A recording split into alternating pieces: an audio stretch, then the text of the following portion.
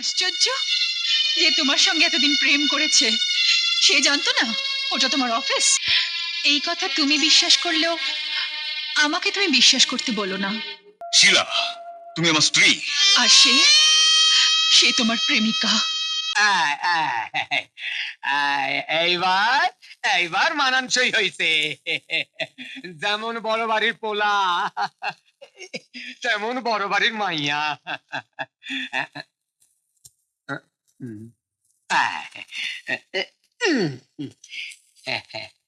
আমি হইলাম কর্তামার আপন মাস্তুতো ভাইয়ের আপন শালির আপন ননদের আপন পোলা। আমার অন্তরের ডাকি ভগবান না ছুই না পারে।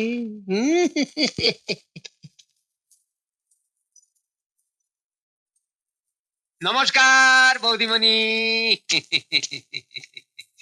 নমস্কার। আমি হইলাম ঘন্টা, কর্তামার আপন মাস্তুতো ভাইয়ের আপন শালির আপন ননদের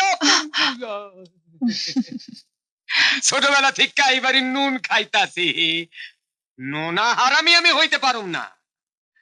এই আপনি রে একটা কথা কইতে আইলাম। কি কথা? ছোট বাবুরে আপনি খুব শক্ত কইরা বাইন্ধা রাখেন। ছোট বাবু অনেক দিন ধইরা মাধবী নামে একটা মাইয়ারে ভালোবাসতো। আপনার সাথে এর কোনো তুলনাই হয় না। আপনি ইচ্ছা করলে ছোট বাবুর মন থেকে হের নামে কেড়ে মুছা দিতে পারেন। আপনি এই মিনতিটাই করতে আইলাম।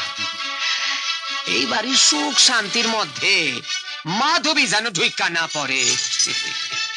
আসি গো বধূ, আসি আসি।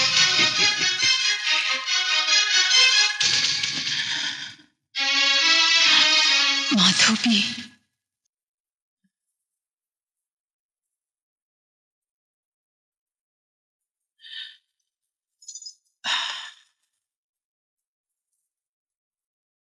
কি হয়েছে?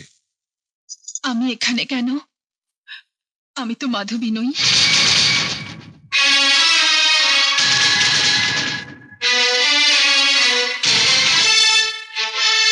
কোনো মিথ্যে বলো না প্লিজ। না, মিথ্যে বলবো না, মিথ্যে আমি বলিও না। শিলা, আমার জীবনের পিছনের পৃষ্ঠাগুলোর নাম মাধবী, যে পৃষ্ঠাগুলো আমি আর কোনোদিন খুলে দেখব না। তুমি আমার স্ত্রী, আমার বর্তমান, আমার ভবিষ্যৎ শুধু তোমাকে নিয়ে। সেখানে মাধবীকে আমিও টেনে আনবো না, তুমিও টেনে এনো না। কিন্তু কিন্তু মাধবী যদি নিজে এসে দাঁড়ায়? অতটা ছোট সে কোনোদিনই হবে না। তবু তোমাকে কথা দিচ্ছি, মাধবী যদি ভুল করেও তোমার আমার মাঝখানে আসতে চায়, তোমার আমার ভালোবাসা দেখে তাকে নীরবে ফিরে যেতে হবে।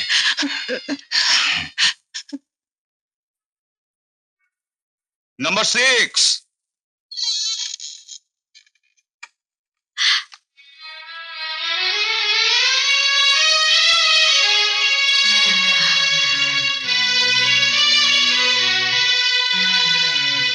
সরি, আমি ভুল জায়গায় এসে পড়েছি। মাধবী, আপনি ওকে চেনেন স্যার? হ্যাঁ, একটা চাকরির ওর খুব দরকার।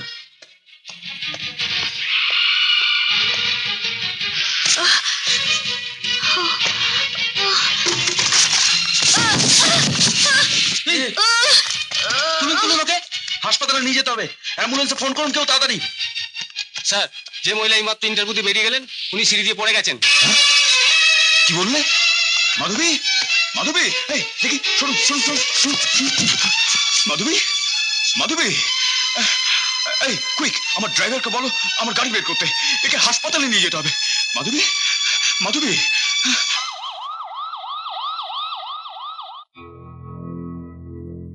ভয়ের কিছু নেই, শারীরিক আঘাতের চেয়ে মানসিক উত্তেজনার কারণেই ক্ষতির আশঙ্কা ছিল বেশি।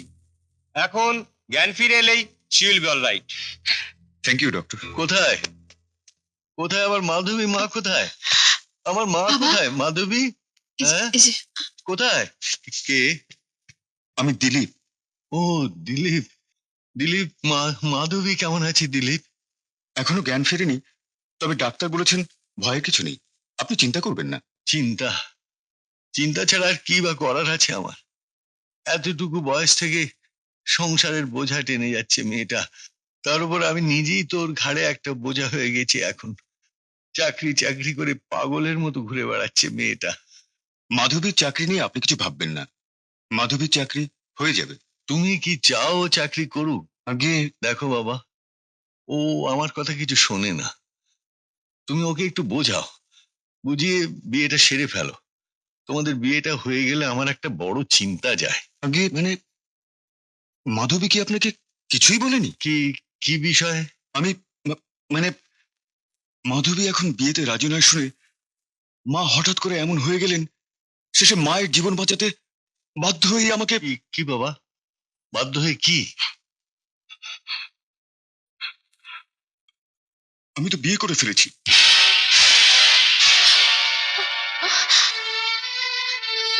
মাধবী তো জানে সে কথা। আর কত সহ্য করতে হবে মেয়েটাকে? আর কত ত্যাগ স্বীকার করতে হবে তাকে? ভগবান, তুমিও কি আমার মতো অন্ধ? তুমিও কি আমার মতো অক্ষম?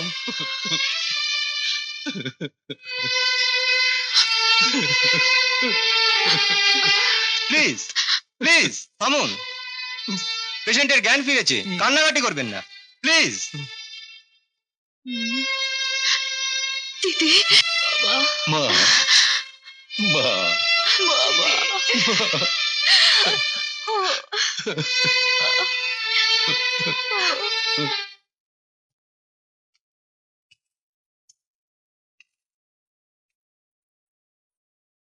কেমন আছে মাধবী? আমি টেলিফোন করেছিলাম তোমার অফিসে, এই ঘন্টা পাঁচেক আগের কথা হবে। বলেছিলাম তুমি ফিরে এলে যেন আমার রিং ব্যাক করা হয়। অফিসে ফেরার সময় পাওনি নিশ্চয়ই? না, পাইনি। বলেছিলাম না, প্রশ্ন করেছিলাম না, মাধবী যদি এসে দাঁড়ায় আমাদের মধ্যে? সত্যি হলো তো আমার কথা? না, সত্যি হয়নি। মাধবী এসে দাঁড়ায়নি আমাদের মাঝে। তাহলে কেন গিয়েছিল সে তোমার অফিসে ইন্টারভিউ দিতে? আমি তোমাকে কি করে বিশ্বাস করাবো যে মাধবী জানতো না ওটা আমার অফিস? আশ্চর্য, যে তোমার সঙ্গে এতদিন প্রেম করেছে সে জানতো না ওটা তোমার অফিস? হ্যাঁ, জানতো না, কারণ অফিস আমার ব্যবসা, আমার বিষয় সম্পত্তি কোনো কিছু নিয়েই তার আগ্রহ ছিল না।